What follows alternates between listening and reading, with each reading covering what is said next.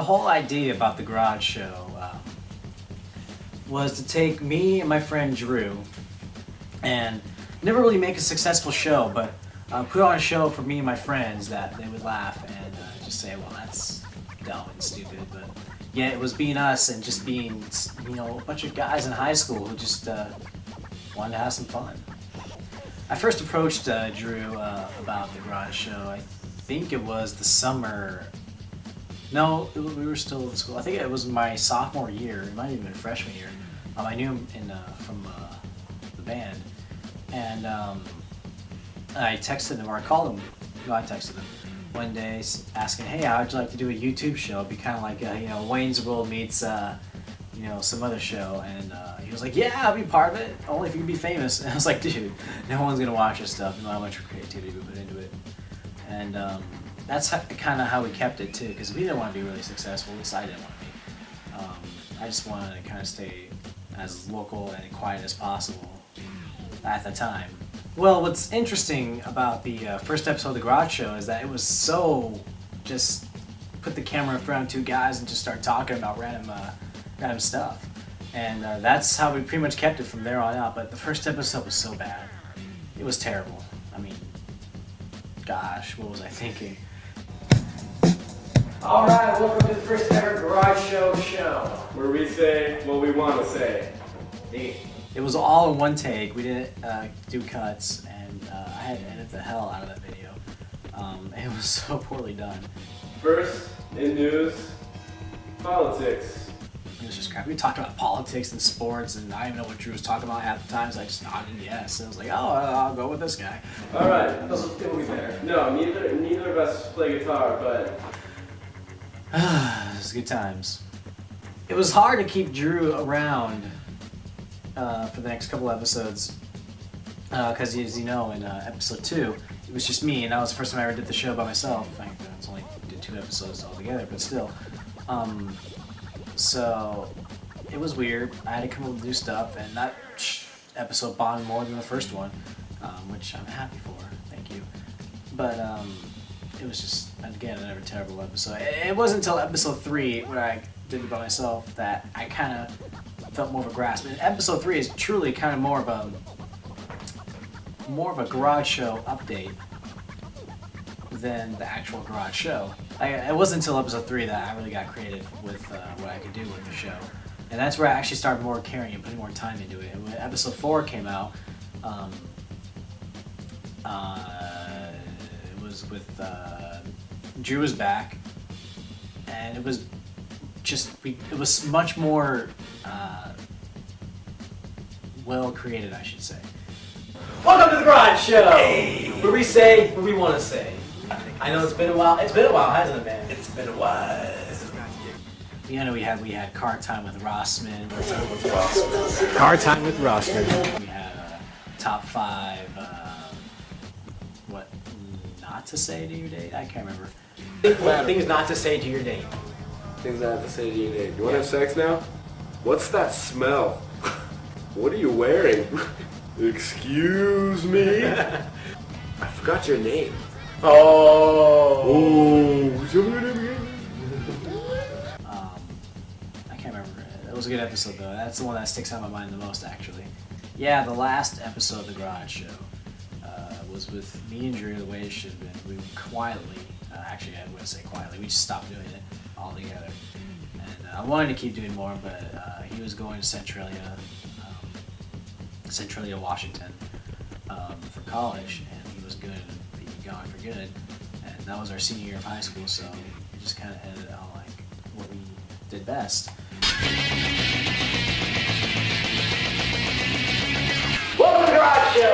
We say what we want to say. Hey, Smith, how you doing? I'm dude. Sam, you still reacting? Loving the haircut, man. Ooh. A little bit short back. Yeah. We're college bound, aren't we? We are college bound.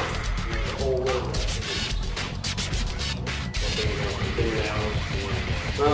Fingertips. Yeah, my fingertips. Yeah. Anyway. The first show. The episode before that was when I brought my buddy Scott on board, and we did a quick interview on him for his stuff on Lost Productions, and that was pretty interesting. more of a kind of just for him and his audience. Time to get more than for my audience. My audience was more of a comedy, top 5 this and that, top 5 cereals, top 5 what do you say to your date when you see her in a dress. I mean, come on, who comes up with this stuff? The Garage Show update came into play when I just didn't want to do full episodes, and I think it'd be kind of short if I were to just do me in front of a camera for a quick sec. And I have a lot of actually, I guess I'll say unreleased, but unreleased stuff of the Garage Show update that I never put on YouTube, and it's on my old computer, and I can't access that because it's kind of broken. But it was a lot. I did an update about every day, and I only uploaded the ones that I would think would make the most buzz, you know. And it all started with, I believe, it was I was really into StarCraft 2 at that point, and it started with the patch update, and I gained a lot of views. Like, wow, it's kind of cool. I kind of like that, and it got views, like 500 views, like right off the bat, and I wouldn't say 500, it was like 150, but still, in my mind it was 500. And I was like, yeah, this is cool, I'm gonna do another one, and that one did okay too, and then I did another update, and the update seemed to get more views than the Garage Show itself, because now I wasn't just doing shows and updates for my friends, I was doing it for more of the internet, which I always wanted, but never really applied myself to that, because I thought it'd be kind of a lost cause, kind of. And it was cool. For the first time I actually felt like a person on YouTube, a YouTuber, I guess. No, not YouTuber. I felt like I had my own identity, and my show had its own identity.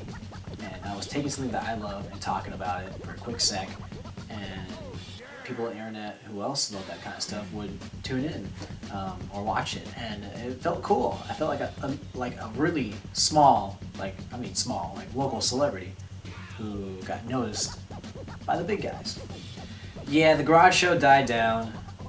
I did more updates here and there. I got really creative with my updates, and for the first time, that new update at the time of the Super Bowl, I think it was, I can't remember which Super Bowl, I did so many Super Bowl updates, but it was the first Super Bowl, or second Super Bowl update I did, that I kept the theme of the Garage Show update, and it's on this wall, because the set got torn down, I would say.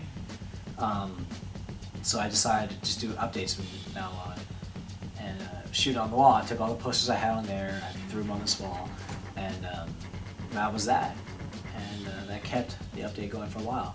And the PS Vita update, that one, I really put a lot into that, and I was really proud of that one. And get a lot of views, comments, and that was good.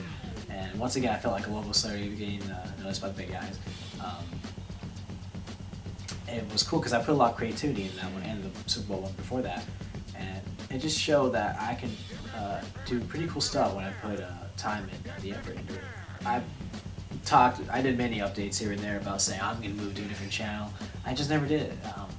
I lost what I really wanted to do for a while, and I got lost in my job and post high school, all that stuff. I didn't go to college right away. I took a year off, and then I went for a while, and this and that, and I was just sitting around one day, and I was wondering, like, yeah, I really want to do the Garage Show again, but I can't because Drew doesn't want to do it one ever again. So what would I do? And lo and behold, I created GSTVstudios, and I just took the Garage Show updates and made that more of a major factor of the channel than the actual Garage Show. And except I wasn't going to call it the Garage Show because it no longer took place in a garage. So I just took the GS, which stands for Garage Show, and just abbreviated that into the GSTV. And the studios just came in like, I thought it sounded cool. And GSTVstudios and more. And that comeback update was really cool. I was excited to do it, and it just felt like, this is what I wanted to do. And still, in the long haul, sure, I would love to be famous, but that's not what matters. I still just want to do stuff that I like to do. So I'm going to do more skits here and there. I got Scott. I do reviews with him now, and I film with him every so often, and as an actor, and that's cool because I like acting. I mean, acting's part of me. It always has been, and I always would like to explore more of that side of me, but it's not super important right now. But that came into play, and then everything just started unraveling, and I was like, yeah, all right. And then look at that. The second update was another Super Bowl update, and I have so many Super Bowl updates, and it's just funny, I think. I didn't bring over any of the other updates or tie them into the new channel because it's kind of like recreating and restarting over, and like the garage show never happened. And so, but if you watch the, after I usually do an update, I'll have clips from the garage show showing that this is what it used to be and this is what it is now. Although the link is there, but I did hide all the garage show from my previous channel, so you can't access it unless I send you a link. So it's become more of a private thing now than public, which I think is best because I'm gonna keep my old channel, but more personal stuff that I like. If I ever wanna like just throw a clip of me and my friends, just being me and my friends, and then more my creative side where I'm filming something like the GSTV weekly news that I came up with. And I'm thinking about actually taking away the Jim, Jerry, and Bob Jenkins thing and just being Chris Rodriguez and Scott Acorn brings you the weekly news in a comedy fashion. So yeah, I got a lot of unreleased work that I'm working on right now. I got some top 5 stuff, type of deal. So I'm gonna work on more shorts, comedy skits here and there, that type of stuff. I'm gonna see if I can bring Drew back, not as a host or anything like that, but to bring him back for a couple of skits before he goes away again, and see how that plays out. I'm gonna keep this going as long as I possibly can. I don't want to see it die again, so I'll be doing a lot more stuff here and there, and yeah, you know, I love to do what I do. I would love to get paid doing it, but I'm not worried about that. But as long as I'm alive, there will always be an update, like every month at least. I can't always get to it because I'm a very busy person. I have time, like I keep going here and there, and I'm trying to make more time for it because it's something that I really want to keep doing and get noticed if I possibly can. You know, get views, get subscribers. It'd be great. I would have to be creative. I have to be more creative. I have to write more cleverly. I have to do more action shorts because that's what people like on YouTube. You know, they like comedy, they like action. If I could do something dramatic, sure, I'll do that too. That's what GSTV is all about, you know. And so we'll see where we go from here. It's gonna be interesting. Keep it fresh, keep it clean, use protection, always have fun. Living life, brother. Go hug yourself. We are out of here.